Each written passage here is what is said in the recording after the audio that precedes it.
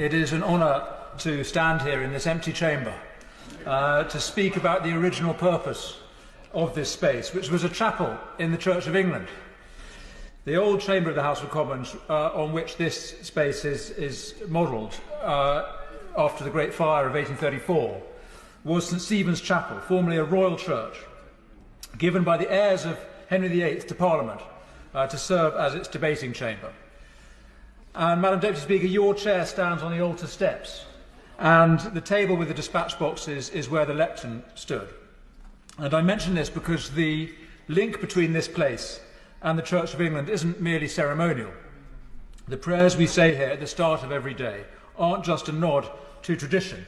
Our democracy is founded on Christian faith.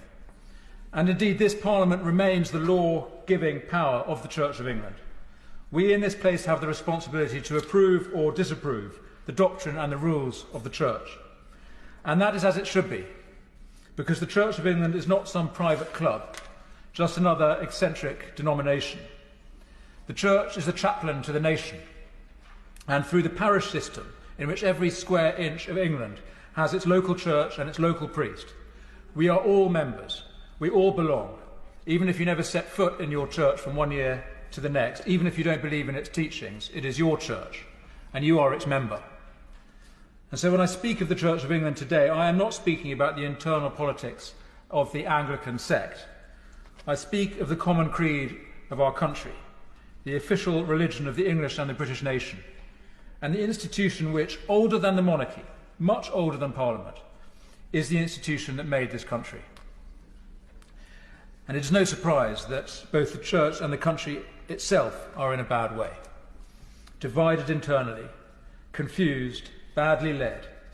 The Church is riven by deep disputes over doctrine and governance, and literally leaderless, with even the process of choosing the next Archbishop of Canterbury unclear, confused and contended. And the country itself reflects this, unclear in its doctrines and its governance, profoundly precarious, chronically exposed to threats from without and within, at risk economically, culturally, socially, and I would say morally. Madam Deputy Speaker, last month, in the space of 3 days in one infamous week, this House authorised the killing of unborn children, of 9-month-old babies, and it passed a bill to allow the killing of the elderly and disabled. And I describe those laws in these stark terms not to provoke further controversy, but because those are the facts. We gave our consent to the greatest crime, the killing of the weak, the most defenceless human beings. It was a great sin. And if I, standing here, have any power to repent on behalf of this House, then I hereby repent of what we did. But, Madam Deputy Speaker, in the reaction to these votes, and all around us, in reaction to the state of the country and the world, something else is happening. There is a great hunger in society for a better way of living. And I want to use this opportunity to explain what that better way is, and why we here in England have the means to follow it. The Jewish and the Christian God is a God of nations. He's interested in people as individuals, but also as groups, as communities, not only of kinship, though that too, but of common worship with a common God. And this nation, England, from which the United Kingdom grew, uniquely among the nations of the world, was founded, created consciously on the basis of the Bible and the story of the Hebrew people. And in that sense, England is the oldest Christian country and the prototype of nations across the West. The story of England is the story of Christianity operating on a people to make the institutions and the culture that have been uniquely stable, uniquely successful. The Western model was forged and refined in England over 1,000 years, from the 9th to the 19th centuries. So what is that model? It's simply this, that power should arrange itself for the benefit of all the people under it, and specifically for the poorest and weakest. That the law is there to protect the ordinary person against the abuse of power. That every individual has equal dignity and freedom, including crucially the freedom of conscience, of religion and belief, making space for other religions under the Christian shield, a secular space, indeed itself a Christian concept, meaningful only in a Christian world. These are ideas that only make sense if you accept that we have some intrinsic value, a value that is given to us, not of our own making or invention. And so through all these long years, from the time of Alfred to the time of Victoria, it was assumed that a nation was a community of common worship and that our community, this country, worshipped the Christian God.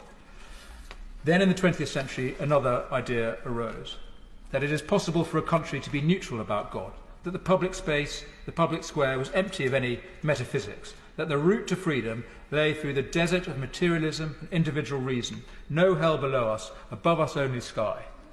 And that idea was wrong, and the horrors of the 20th century attest to that, not least in the West, where we escaped totalitarianism but have suffered our own catastrophes of social breakdown, social injustice, loneliness and emptiness on a chronic scale.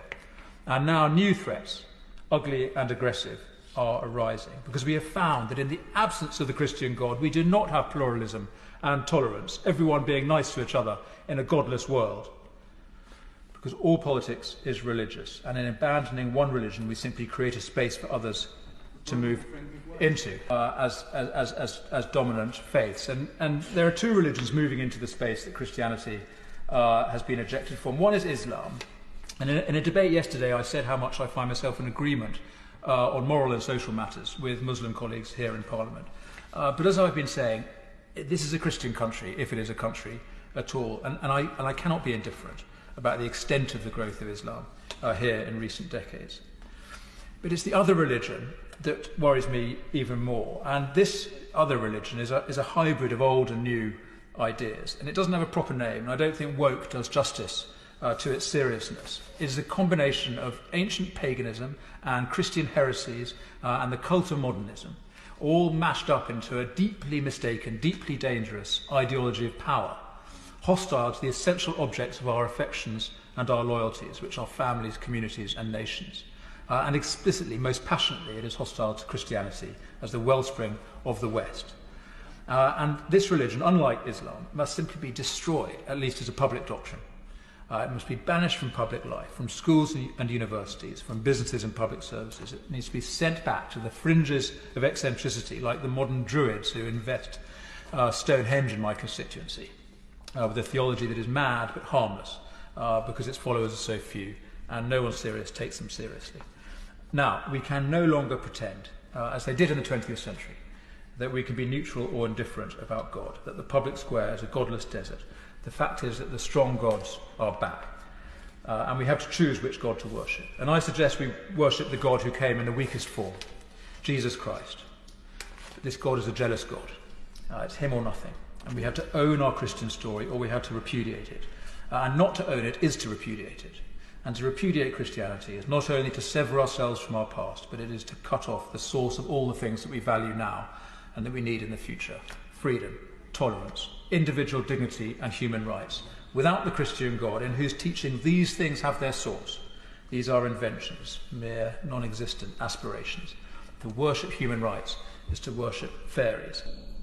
But if we own our story, remember the real sources of our civilization, we can have these things and make them real freedom and tolerance and dignity, a culture of love, and crucially a culture of humanity, because we are in the age of the machine, and a great choice confronts us, whether to make machines in the image of fallen man, bent on exploitation and domination, with mankind in its sights, or to make them what they properly are, the servants of mankind, able to help us make a better world.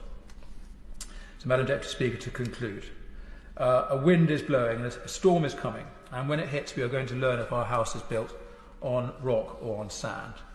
But we have been here before. The reformers of the 11th and the 16th centuries, the Puritans in the 17th century, the evangelicals in the 19th century, all brought this country back from the edge, from idolatry or error or just plain indifference, and from all the social and political crises that indifference to Christianity brought about. And they each, in their generation, restored this country to itself. And a new restoration is needed now, a revival of the faith, a recovery of Christian politics, a refounding of this nation on the teaching that Alfred made the basis of the common law of England all those centuries ago. This is a mission for the Church under its next leader, whoever that is. It's a mission for this place, this old chapel, which became the wellspring of Western democracy, and for us, its members.